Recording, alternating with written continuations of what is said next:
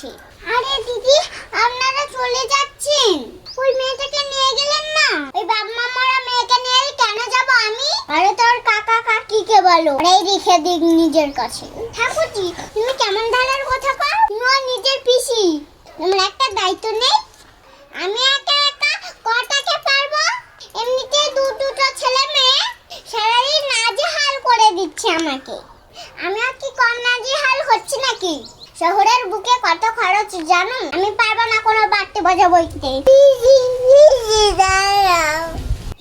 আমি কেন পারবো? এই বয়সে বাম্মাকে তো খেয়েছিস, এখন কি আমার সঙ্গে গিয়ে আমাকেও খাবি নাকি? আমি চললাম বাপু।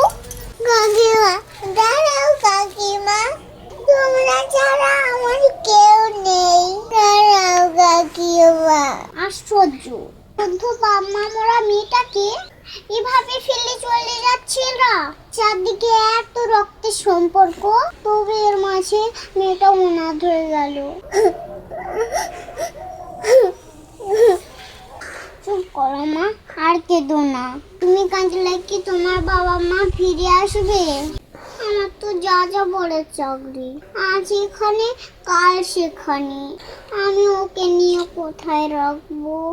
না না, এভাবে ফেলে তো যেতে পারি না।